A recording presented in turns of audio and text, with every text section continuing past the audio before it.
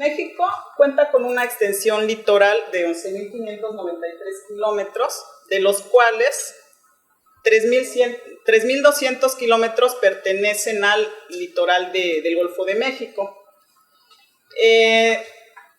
Los 6 estados marginales con el Golfo de México tienen en total un total de superficies estuáricas de 674.500 hectáreas.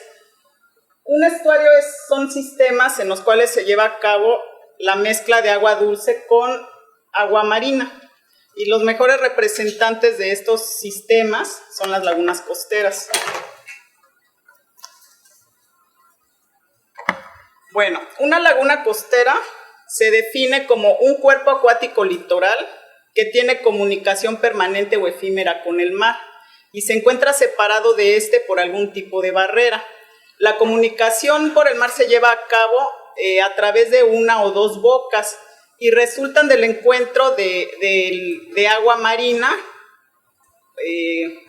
de agua marina con agua dulce proveniente de los ríos. Estas características hacen que sean sistemas, o sea que en un solo sistema se encuentren diversos ambientes. Por ejemplo, en este tipo de ecosistemas se encuentra una zona dulceacuícola dominada por los aportes fluviales, una zona estuarina en donde se lleva a cabo la mezcla y una zona marina que está principalmente influenciada por las mareas. Son ecosistemas muy dinámicos con una marcada variabilidad climática y bueno, en ellos por estas particularidades se llevan a cabo un gran número o variedad de procesos físicos, químicos y ecológicos. Debido a esta particularidad, hace que estos sistemas sean muy importantes ecológicamente, debido a que presentan una alta productividad primaria como resultado del aporte de nutrientes desde la cuenca. Asimismo,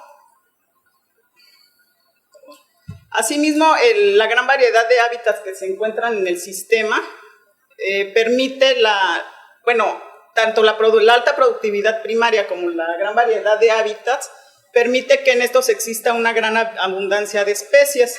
Además, son áreas de relevancia ecológica debido a que son sitios de crianza, de anidación, de reproducción y de descanso de numerosas especies, tanto marinas como dulceacuícolas, y bueno, incluso pues, también están las estuarinas, y también son relevantes porque son sitios de descanso y de muchas aves migratorias. También son sistemas que regulan el intercambio de materiales entre la tierra y el océano. Y bueno, también brindan diversos servicios ambientales como la pesca, el turismo y protección contra huracanes, entre otros. Bueno, actualmente las costas han sido sometidas a un proceso de urbanización en donde se han llevado a cabo diversas actividades antropogénicas, debido precisamente, como les comentaba, al crecimiento y desarrollo descontrolado de centros poblacionales, industriales y turísticos que generan contaminantes que son vertidos en estos ecosistemas y bueno, afectan la calidad del agua, el equilibrio ecológico, la existencia de especies y la salud humana. Entre una gran variedad de contaminantes que son vertidos en estos ecosistemas se encuentran los hidrocarburos aromáticos policíclicos. Estos compuestos pertenecen a los compuestos orgánicos persistentes. En cuanto a su estructura, pues están formados por la unión de 2 o más anillos aromáticos y con base en ellos se clasifican en 2 tipos, de alto peso molecular y los de bajo peso molecular. Los de bajo peso molecular son aquellos que están constituidos por la unión de 2 o 3 anillos bencénicos, mientras que los de alto peso molecular están constituidos por 4, 5 o 6 anillos bencénicos. Existen más de 100 hidrocarburos, pero estos 16 que les presento aquí han sido clasificados por la Agencia de de Protección al Ambiente de Estados Unidos y por la Unión Europea, como contaminantes prioritarios, debido a que se encuentran ampliamente distribuidos en el ambiente, en diferentes matrices, tanto en el suelo, aire, agua, los sedimentos y en los organismos. Y bueno, y principalmente porque presentan efectos, o pueden tener efectos tóxicos, mutagénicos y carcinogénicos en los organismos. Bueno, las fuentes antropogénicas de hidrocarburos, aquí solo me enfoco a las fuentes antropogénicas porque, bueno, nada más les menciono rápido, también hay algunos hidrocarburos aromáticos que son sintetizados por organismos, pero bueno, que son hidrocarburos biogénicos. En este caso, como estamos hablando de contaminación, me voy a enfocar solamente a aquellos antropogénicos. Entonces, las fuentes de estos contaminantes son de dos tipos: petrogénicas, en las cuales se dominan los compuestos de bajo peso molecular y, bueno, están asociados a las actividades petroleras, como la extracción, los derrames, el transporte y, pues, todas las actividades inherentes a esta industria. Y, bueno, el otro tipo de hidrocarburos que se encuentran son las fuentes pirolíticas, son los provenientes de fuentes pirolíticas, donde dominan los hidrocarburos de alto peso molecular y se originan por la combustión a altas temperaturas de biomasa y combustible fósil.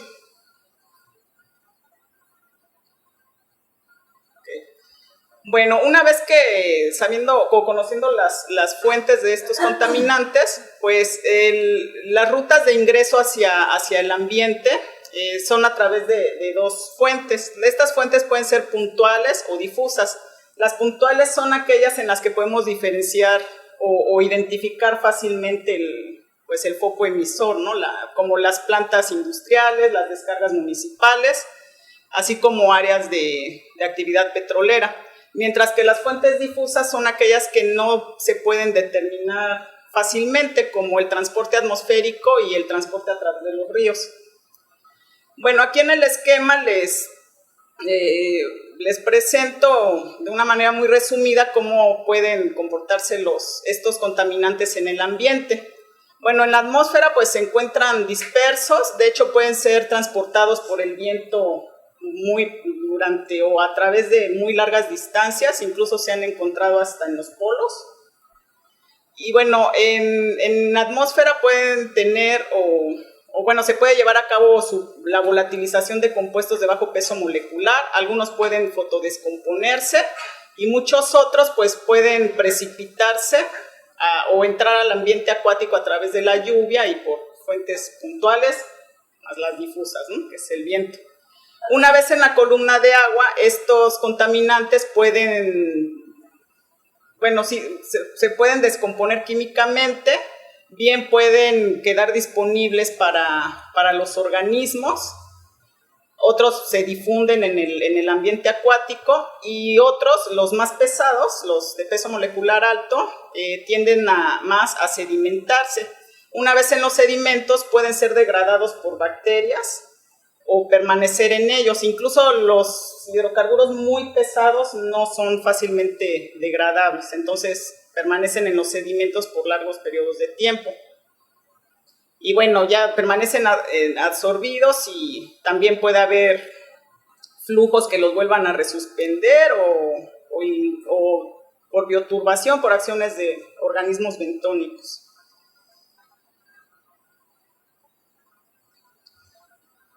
Bueno, en estudios ambientales es ideal hacer análisis tanto en la matriz sedimentaria como en el agua y como en organismos. Pero bueno, en este caso los sedimentos son importantes o tienen muchas ventajas para su análisis, debido a que son fáciles de colectar, concentran los contaminantes por grandes periodos de tiempo. Además, en el ambiente, cuando uno va a muestrear, puedes regresar a los mismos sitios posteriormente y pues eso te habla de diagnosticar tendencias del comportamiento de los contaminantes.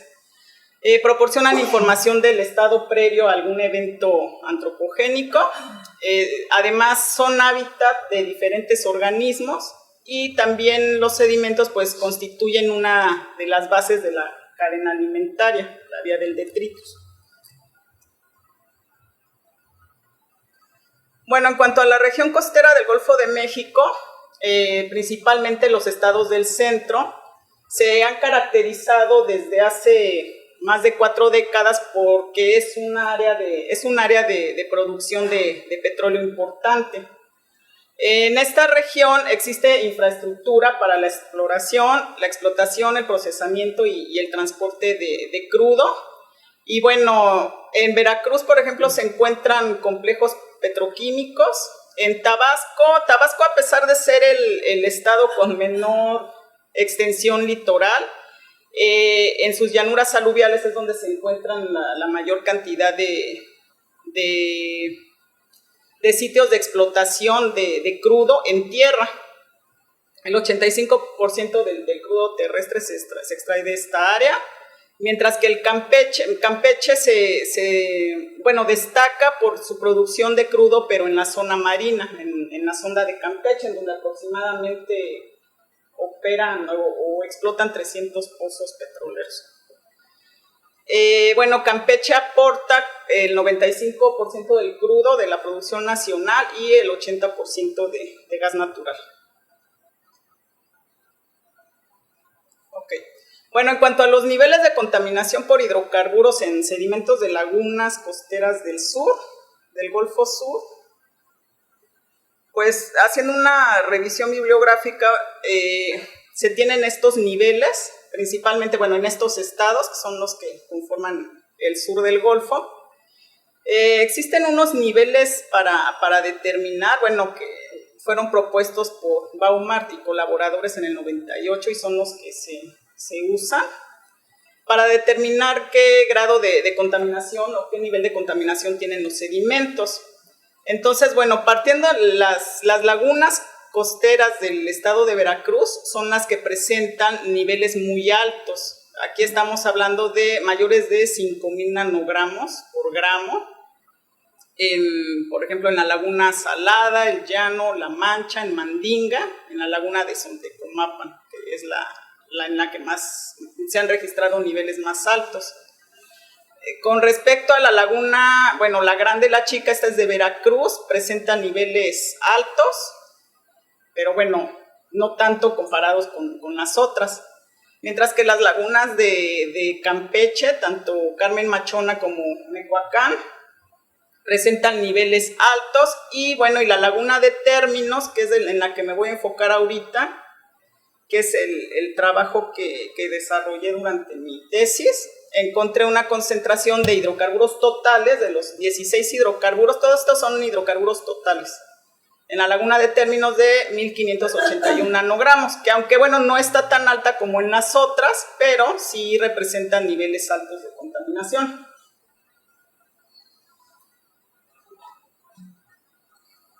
A manera de introducción, la laguna de Términos se encuentra en el estado de Campeche, tiene un área de 2,500 kilómetros cuadrados, tiene 2 bocas de comunicación permanente con el mar y se encuentra rodeada por 4 sistemas fluviales. Es el sistema Pom-Atasta, que este es tributario del río San Pedro y San Pablo, que es un bracito del Usumacinta. El río Palizada también es tributario del Usumacinta y es el río más importante que mayor volumen de agua aporta a la laguna, de agua dulce. El río Chumpán y el río Candelaria. En la región existen se presentan 4 épocas climáticas. Nortes se presentan en los meses de noviembre a febrero, secas de marzo a mayo y lluvias de junio a octubre. Esto lo menciono porque el trabajo que hice fue temporal, fue espacio-temporal. Entonces, partiendo del promedio de hidrocarburos totales que presenta la laguna, 1,581 nanogramos por gramo, entonces, entre norte, secas y lluvias se presentaron diferencias significativas en el contenido de contaminantes, de estos contaminantes en las diferentes épocas climáticas. En cuanto a la variación espacial de los hidrocarburos totales, bueno, aquí se obtuvo durante Nortes, se obtuvo que la mayor concentración estuvo o se presentó en Boca de Atasta, y las menores concentraciones en la mitad este de la laguna y en un lugar que se llama Isla Pájaros, que están del lado oriente. Bueno, en cuanto a la distribución o los niveles espaciales de los hidrocarburos, pues se presentan niveles moderados, espacialmente moderados en la zona oriente, así como en centro-sur, y bueno, también niveles moderados en en la zona noroeste, correspondiente a las cercanías con Ciudad del Carmen. Y bueno, tenemos aquí niveles altos, tanto en el río Palizada como en Boca de Atasta y en esta estación cercana a Ciudad del Carmen. Durante esta época climática, durante los nortes, cabe mencionar que también se presentan lluvias. Entonces, la laguna durante esta época climática presentó las salinidades más bajas. Y encontré una relación significativa inversa entre el contenido de hidrocarburos totales con la salinidad, lo cual explica que el aporte de estos hidrocarburos estuvo asociado al aporte de los ríos, al presentar la diferencia o la correlación negativa con la salinidad. Entonces estuvo asociado a aportes de ríos, principalmente. En cuanto a la variación espacial de los niveles de contaminación y de los hidrocarburos en secas, bueno, aquí se presentó un nivel muy alto en la estación 13, cercana al río Chumpán. Y bueno, en esta época se presentaron también niveles más altos en general en la laguna, tanto en una parte de la zona oriente como en la zona oeste, una muy alta aquí cercano al río Chumpán. Y bueno, aquí no encontré relación o correlación entre los hidrocarburos con ningún parámetro. Nada más aquí cabe mencionar que, en esa época de secas, aquí pareciera que este grado de contaminación, que fue muy alto, 8.210 nanogramos, pareciera que está relacionado con el río, pero no, porque la salinidad aquí en este punto durante esta época climática fue mayor a 30 miligramos por litro. Entonces la influencia marina durante la época de secas alcanza hasta el sur de la laguna y el aporte de los ríos es menor. En cuanto a la época de lluvias, hubo dos puntos importantes que tuvieron niveles muy altos, que fueron este punto que está en un lugar que se llama Isla Cayo y la desembocadura del río Palizada. Durante esta época climática se encontró que también existió una relación inversa entre los hidrocarburos con la profundidad. Y bueno, aquí cabe mencionar que la menor profundidad durante esta época, fue la que presentó esta época climática fue la que presentó menor profundidad en promedio con respecto a las otras, a pesar de que se muestró en lluvias. Entonces, aquí la relación de los hidrocarburos con la profundidad, pues hace pensar que quizás hubo un mayor tiempo de residencia en el agua de la laguna, porque le puse lluvias entre comillas porque en sí no llovió, fue un año atípico, entonces se comportó igual que en secas. Y bueno, entonces esta relación de los hidrocarburos con la profundidad, esta relación inversa, me hace pensar que el tiempo de residencia del agua por la falta de las lluvias fue menor, mayor evaporación por las secas, y que estos hidrocarburos se precipitaron con mayor facilidad en lugares poco profundos. Esto también se corrobora un poco debido a que también se encontró una relación negativa entre las arenas y la profundidad. Y bueno, aquí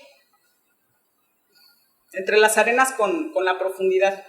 Entonces aquí lo que habla es que estuvieron asociadas a lugares, o sea, los hidrocarburos, a pesar de no estar asociados tanto a arenas, sino que más bien se asocian a limos y arcillas por la mayor superficie específica.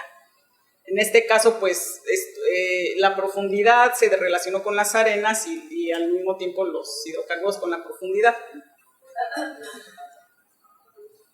Entonces, esa falta de afinidad entre los hidrocarburos con las arenas nos habla de que el aporte de hidrocarburos puede ser más bien por aporte directo que por su afinidad a los sedimentos finos. Bueno, ya nada más aquí les muestro lo que les comento de los parámetros que se midieron. Y bueno, si se dan cuenta, aquí la época de secas y lluvias se comportaron muy parecido, incluso en cuanto a la salinidad fue un poco mayor que en secas, y bueno, y también la temperatura. Y bueno, la que se comportó diferente pues fue Nortes, ¿no? Y todo esto fue precisamente por lo que les comento de que hubo un déficit de lluvias durante el muestreo correspondiente a esa época.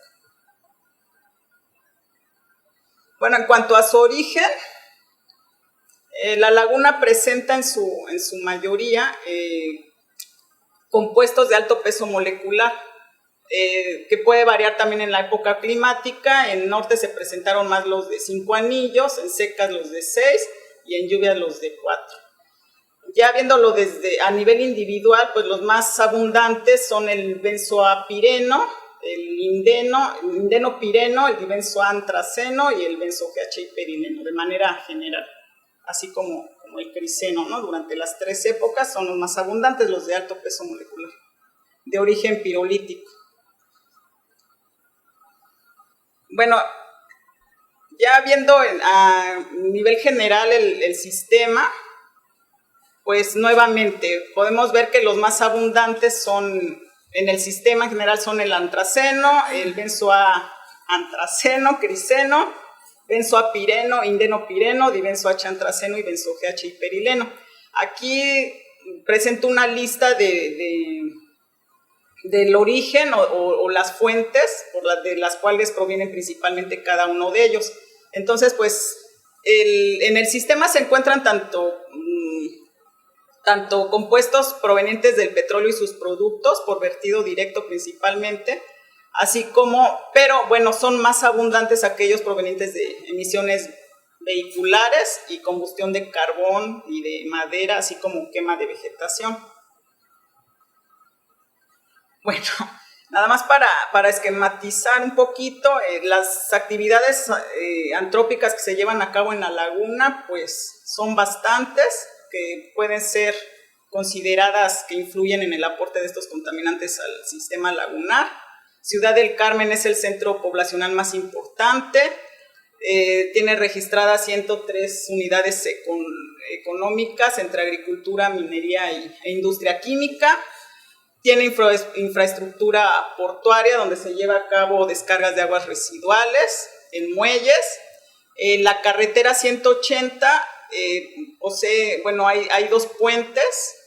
El puente Zacatal tiene un tránsito diario promedio anual de 5.144 vehículos, mientras que el puente La Unidad, 2.711.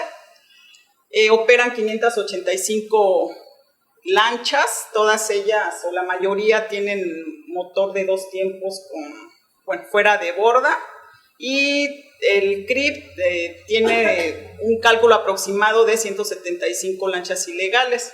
Y bueno, en los márgenes de los ríos existen poblados donde se practica principalmente la agricultura y la ganadería. Y bueno, ya para finalizar, en cuanto a la cantidad existen criterios de calidad para conocer la calidad sedimentaria de los contaminantes, en los cuales se puede determinar o inferir posibles efectos en los organismos bentónicos. Estos índices son utilizados por la Administración Atmosférica y Oceánica de los Estados Unidos y fueron elaborados por LONGE y colaboradores en el 98. Entonces, estos criterios están adaptados o corresponden para cada compuesto. Entonces, si la concentración de cada compuesto rebasa el índice de efecto de rango bajo, comentan que se pueden presentar efectos en organismos, pero rara vez. Mientras que se pueden presentar efectos ocasionales si la concentración del hidrocarburo se encuentra entre estos límites o entre estos rangos, y frecuentes cuando se rebasan estos criterios. Entonces, dentro de los 16 compuestos que se analizaron, tanto el fluoreno como el antraceno, el benzoantraceno, el benzoapireno y el dibenzo-H-antraceno rebasaron los límites de efectos de rango medio. Entonces, aquí ilustrándolo un poquito, bueno, aquí se ve los compuestos que rebasaron estos límites en la laguna de términos, y resulta que los rebasan el efecto de rango medio, los que los rebasan por mucho, como el dibenzo-H-antraceno, el benzoapireno y el dibenzoantraceno, son carcinogénicos potentes en organismos, y tanto el benzoapireno como el dibenzo-H-antraceno son incluso carcinógenos humanos. Esto pues lo determinó la Agencia de Investigación para el Cáncer en el 2012. Entonces, pues así están los niveles en la laguna, rebasan por mucho. Y bueno, los riesgos inmediatos del rebasar estos niveles en que, bueno, los hidrocarburos al entrar o al acumularse en los sedimentos entran directamente en contacto con los organismos bentónicos de hábitos filtradores como el ostión o de hábitos detritívoros como el camarón. Bueno, en primer lugar, estos compuestos pueden causar la disminución de la viabilidad de gametos como efectos, ¿no?, directos a los organismos. También disminuir, son más sensibles durante el desarrollo embrionario y reducen las tasas de reproducción y de crecimiento de muchos organismos. Esto afecta la dinámica poblacional. En el caso de la laguna de términos, una especie filtradora de importancia comercial, así como en Tabasco también, Crassostrea virginica, la cual, Noreña en el 99 determinó niveles de 2.420 a 42.000 nanogramos en el ostión. Estos organismos los bioacumulan porque no tienen el metabolismo para degradar estos hidrocarburos, y entonces lo que hacen es que los concentran en su cuerpo. En cuanto a los camarones, no se han realizado estudios para determinar las concentraciones, pero debido a sus hábitos detritívoros, pues también acumulan estos contaminantes, y puede ser un problema también en cuanto a la pesquería, ya que muchos camarones, como el camarón café, el camarón rosado, que son de importancia comercial también en el Golfo de México, pasan sus estadios larvarios en la laguna de términos.